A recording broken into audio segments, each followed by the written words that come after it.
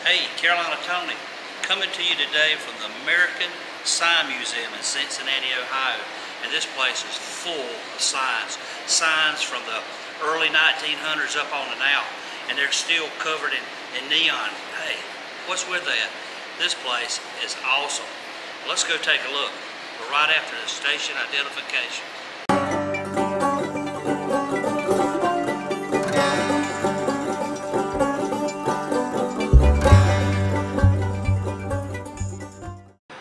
Some painted signs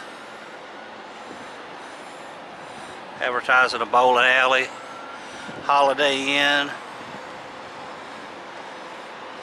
Really neat painted signs. There's a big old pig over there. And here's the front. But if you think that's something, wait until we go inside. Prepare to have your breath taken away. We are in the American Sign Museum here in downtown Cincinnati, and there are signs. I'm just overwhelmed. Here are some signs for some early drugstores around 1900.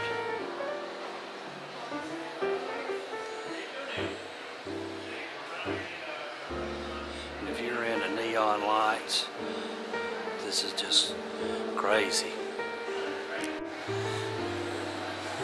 Ooh. Satellite sign.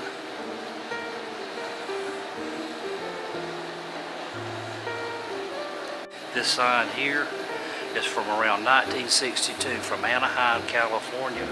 And it was actually taken down around 1990 in an effort to clean up the area around Disneyland.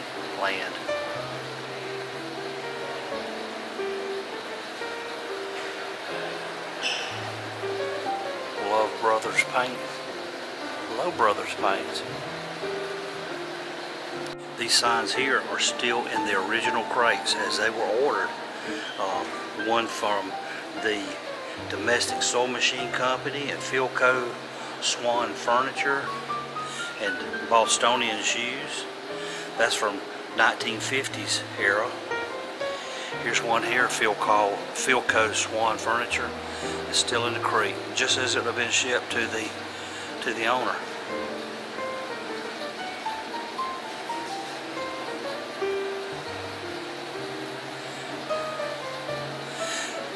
Its signs date back thousands of years, advertising signs. And these are from the 1950s and 1960s. These are large-scale neon signs. There's Tasty Freeze, Howard Johnson's, the Skyview, and Motel. This here is a big wooden mold for Coca-Cola from the 50s and 60s, and you can see as it's used right here on the building. But this sign was fabricated and designed by a company in North Myrtle Beach, South Carolina.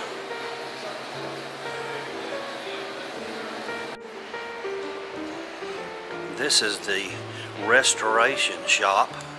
It's where the signs will come in to be restored to look as if they did when they were new.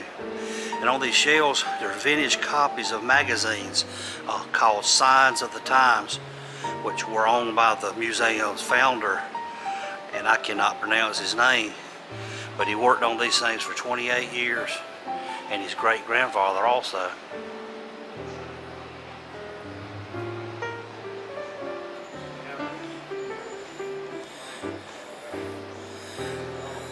See all this neon, all the little parts that they use to restore these signs.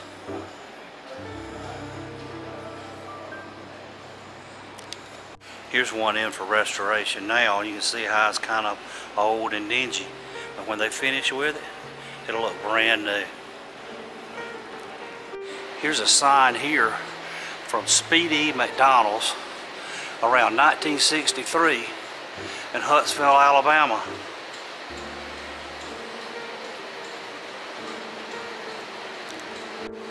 This thing here is from Earl Shell's Auto Painting in Compton, California, 1950. It's like little cars going around. Howard Johnson's. They've got all these signs displayed in this area. It's called Main Street, and I don't know if you've noticed yet, but it looks like we are on Main Street. But all these signs described or displayed on storefronts. Papadino's Pizza, Rose Hardware,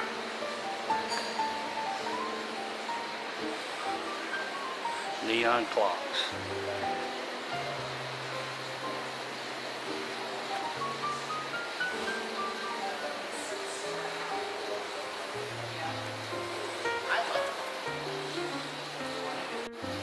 It's a jewelry store.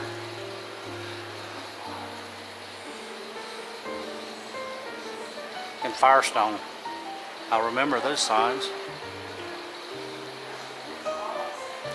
Here's a military surplus, Army and Navy store. Bernie's. Look back down Main Street. There's a Howard Johnson's. What is this? Mexican food. Prior to neon, there was flashing lights. This would have been between 1900 and 1925. And here's a advertisement for a boot company or shoe place. And that thing is solid metal. And as this sign for the tires there, they're all little light bulbs.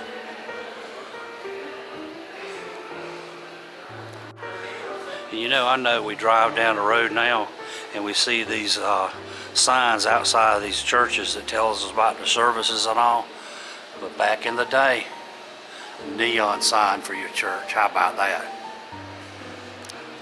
And these here were changeable neon lights from the late 1940s to the mid 1950s.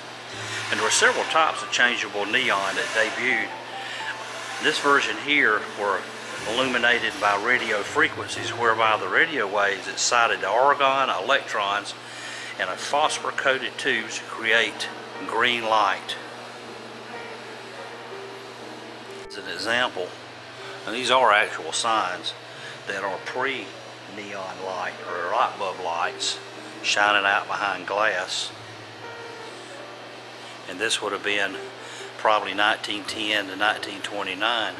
And these early neon lights were from 1920 to 1930. Prior to electricity and light bulbs and neon, you would have seen a sign like this that was powered by natural gas, just like the street lamps. Kind of like how a Coleman lantern works, that they'd have mantles in them. And I'll take you around back so you can see. Just like this, the little mantles would be there, the gas would come up, and they'd have to be lit, and thereby you get a shining sign for advertisement. Some more examples of early 20th century signs used for advertising all times.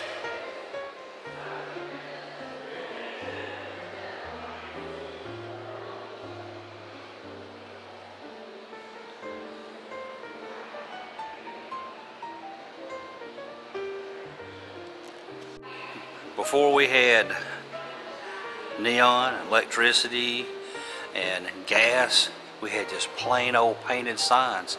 Here are some examples of some very old painted signs that was actually done by hand by an artist. And this is kind of cool here. This is what an artist would sit on to paint a sign. It's called an adjustable box seat. Another storefront of a drugstore.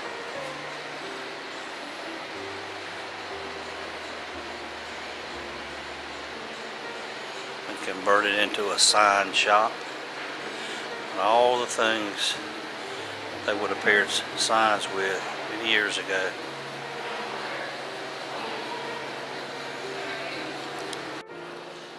This sign from the Kelly Springfield Company is around 1915. Now these are not light bulbs, but they are. The light bulbs are behind them, but these are glass buttons. And I'll attempt to show you, if you can look down in there, they're light bulbs. And the light bulbs are illuminated behind the glass buttons.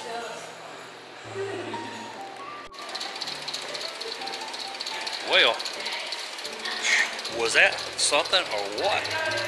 Hope you've enjoyed our visit to the American Sign Museum here in Cincinnati. I know I have. I want to thank you for stopping by. Thank you for everybody that watches this channel. Please be sure to share this with your friends and your family. It's the only way we're going to ever grow.